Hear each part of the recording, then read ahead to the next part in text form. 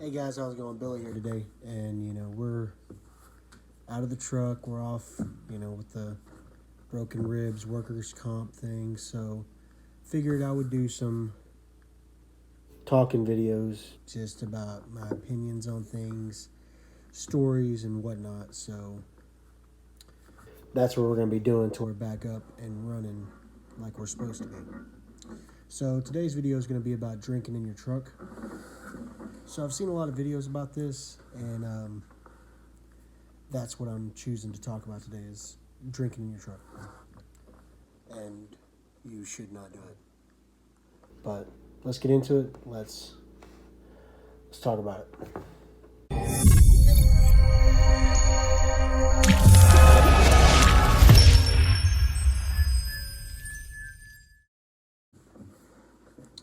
All right, so guys, like I said before, I'm still doing good. Still working on that workers' comp video. Everything's great though. Anyway, today on YouTube lately, I've been seeing a lot of videos, basically either arguing for or against drinking in your truck, and whether somebody should be allowed to drink like a beer or two at the end of the day, chilling. And there's a lot of gray area on it.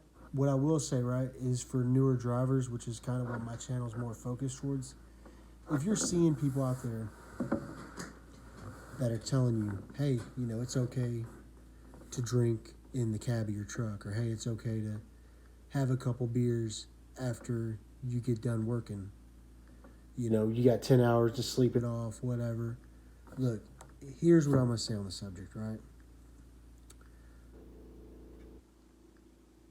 Get real familiar with what your company policy is. Okay? Figure out what your company allows. Figure out what they are okay with and what they're not okay with. Okay? That is the main thing, right?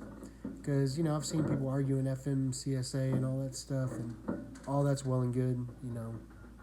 Technically you're not supposed to drink in your truck, but it's your private property. If you're on private property, in your private property, shouldn't you be able to drink? Or does the fmcsa only apply when you're on the highways? And there's a lot of talk back and forth about is it okay or not, right? I know at CFI it's kind of a zero tolerance policy. At Sierra England it's a zero tolerance policy. At Melton it was zero tolerance policy. At 99% of the mega carriers, if you bring a beer, if you drink a beer, if you buy a fancy bottle of liquor, no intentions of opening it or anything, and you store it on your truck on your way home because it's a Christmas present for your mom or dad, 9 times out of 10, 99 times out of 100, that is going to get you fired. If it's like if they do a DOT inspection or something and they find that under your bunk, you're gone. It's out of there.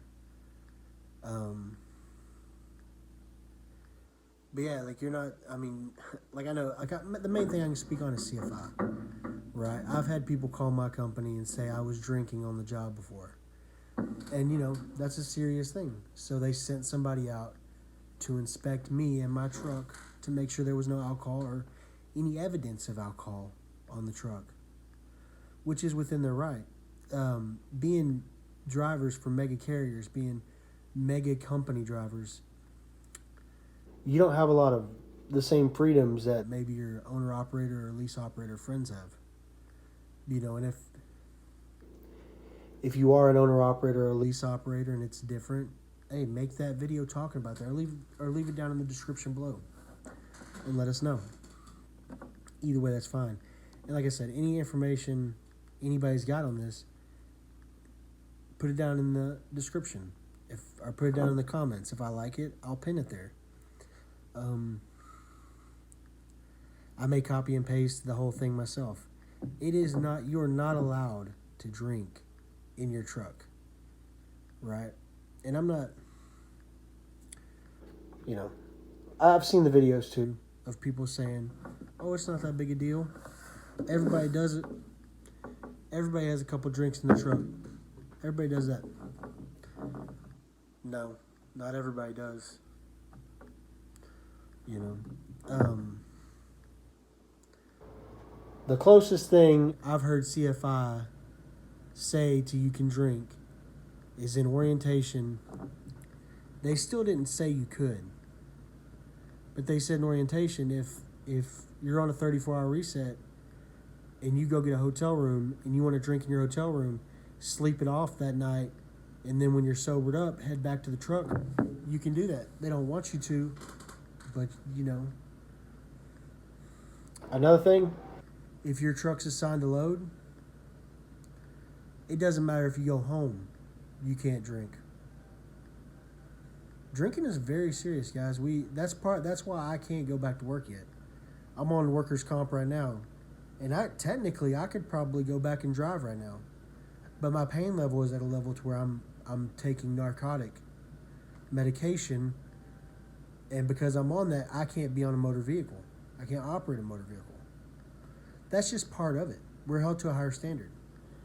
You know, you may, and I'm talking to newer people or people who aren't driving yet. You know, you may drink all night, you know, till 2 a.m. Go to sleep, wake up at 5 or 6, drive into work and work all day. You're not held to the same standard we are. You know what I mean? It's just different. Sorry. If you're an alcoholic, this is not the job for you. Do you know what I mean? Like when I went to the doctor today, it pointed out something to me, right? They were like, "Do you drink?" I was like, "Yeah, I drink." They're like, "Well, how many drinks do you drink a week?" I was like, 0.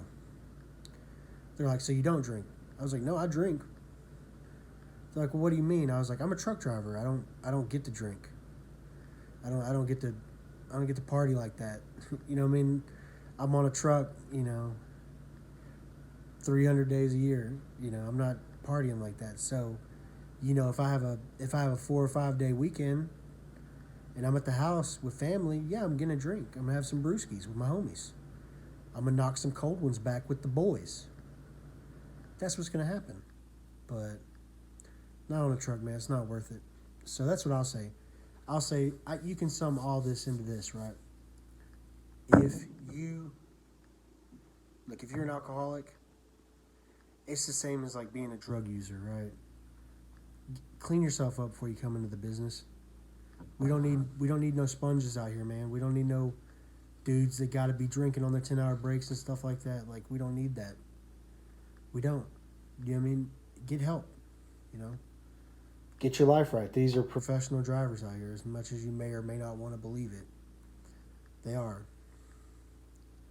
Another thing, you know, if you do like to drink in your off time, if you're on a 10 and there's an Applebee's across the street and you want to go over there and get a perfect margarita, just talk to your company during orientation or before you even go there. Every company, mega carrier, that you're going to start off with is going to have a policy. You know what I mean? And 9 times out of 10, it's going to be no alcohol. The thing you got to figure out is, you know, if you want to go do it, you know, that's on you. But, you know, and you may do it 100 times and get away with it every time. You may drink on your truck and get away with it. You may, you know, get really drunk and go to sleep in your truck. You may do all these things, and you may have gotten away with it 100 times. But getting away with it doesn't make it right. Getting away with it doesn't make it legal or anything like that. Even if everybody's done it and no one's ever gotten in trouble for it, it's still not allowed. And do you want to be the one guy that gets caught up doing it? You know what I mean? And don't just think, "Oh, I'm not a YouTuber, it's not a big deal." Look, man, it's how the world is nowadays, okay? So if you ain't get shit-faced and walk back to your truck and get in it and think that somebody won't call your company, or if somebody sees you buy a 6-pack and take it back to your truck, if you think that somebody won't call your company, it's a risk, man. It is risky, and it's not allowed, flat out. I don't do it, you know. I don't do it. So That's just me. There's a lot of people getting on YouTube saying, oh, I do it. I've done it before. It's not a big deal. It is a big deal. You can be a bad driver. You can make mistakes. You can do whatever. It is different when you make mistakes because you're not talented enough. It's another thing if you make mistakes where you flat out know and that it's wrong and you don't have to do it and you still do it. That's different. Everybody makes mistakes. Nobody's perfect. But that's not a mistake. That's a choice. So if you want to get a little bit of the bubbly, do it. That is you. You are risking your career. I just wanted to make a video because I've seen so many positive outlooks on it, kind of downplaying it, making it seem like it's not that big a deal. I just want to make a video and let you guys know. Ask your company if it's a big deal.